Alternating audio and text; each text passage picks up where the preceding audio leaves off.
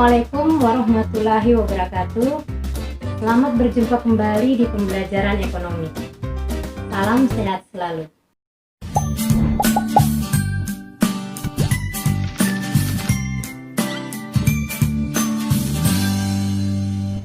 Kali ini kita akan membahas mengenai elastisitas. Apa itu elastisitas dan mengapa kita harus belajar elastisitas? Yuk kita perhatikan bersama-sama penjelasan berikut ini. Pengetahuan mengenai seberapa besar reaksi konsumen atas terjadinya perubahan harga sangatlah penting. Bagi produsen misalnya yang dihadapkan pada masalah biaya produksi dan terpaksa harus menaikkan harga, dapat menjadikan informasi tersebut sebagai pedoman. Kenyataan menunjukkan bahwa tindakan menaikkan harga akan menurunkan permintaan. Jika permintaan turun dalam jumlah kecil dan masih dapat menutupi biaya produksi, maka produsen masih mendapatkan keuntungan. Namun jika penurunan permintaan begitu besar, maka bukan keuntungan yang diperoleh, malah kemungkinan akan menderita kerugian. Untuk itu, produsen harus tahu bagaimana reaksi konsumen jika ia merubah harga menjadi 5%, 10%, atau 20%. Untuk mengetahui seberapa besar reaksi konsumen terhadap perubahan harga, para ekonom mengukurnya dengan elastisitas harga. Elastisitas harga terbagi atas elastisitas permintaan dan elastisitas penawaran. Namun kali ini kita akan membahas khusus mengenai elastisitas permintaan. Elastisitas permintaan adalah sebuah ukuran seberapa besar derajat kepekaan permintaan terhadap perubahan harga. Koefisien elastisitas permintaan diukur dari persentase perubahan kuantitas yang diminta dibagi dengan persentase perubahan harga, atau dirumuskan dengan simbol persentase delta Q dibagi persentase delta P, atau delta Q per delta P kali P per Q, di mana delta Q adalah perubahan permintaan dan delta P adalah perubahan harga. Berikut ini adalah contoh perhitungan elastisitas permintaan. Ketika harga donat Rp5.000, jumlah yang diminta adalah 10 buah. Harga donat turun menjadi Rp4.000, jumlah yang diminta berubah menjadi 14 buah.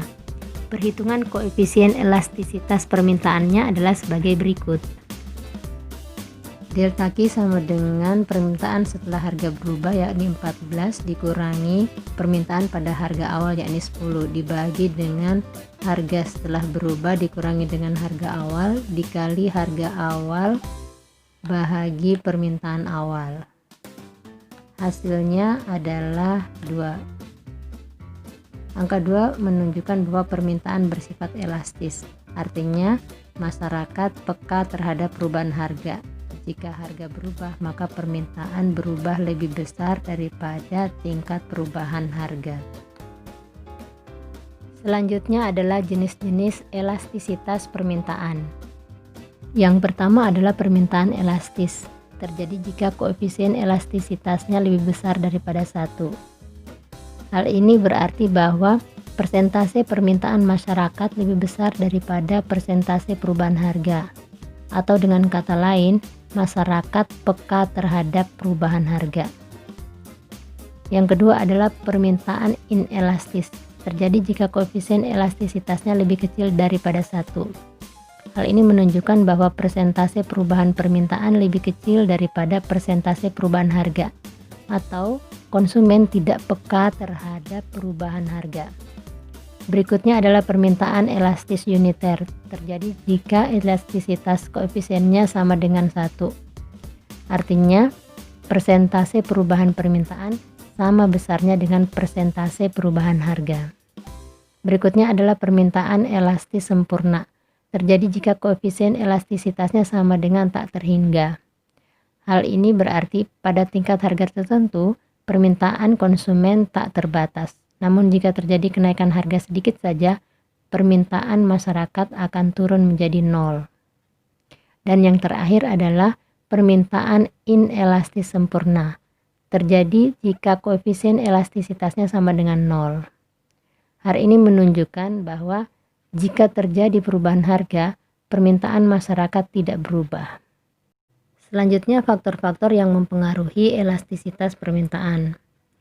Yang pertama adalah ketersediaan barang substitusi.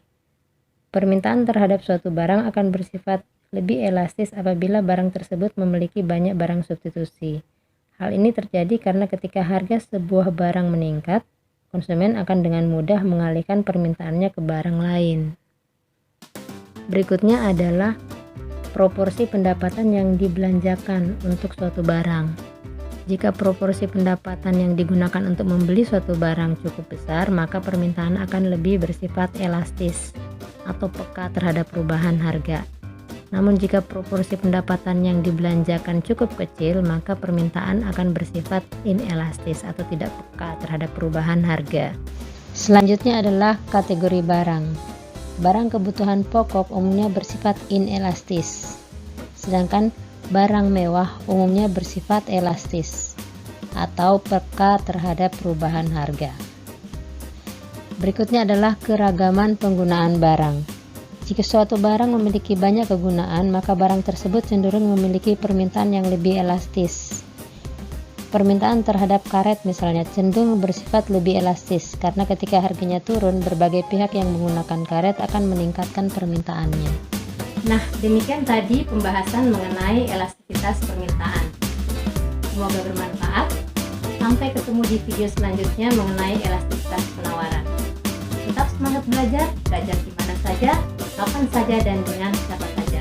Assalamualaikum warahmatullahi wabarakatuh.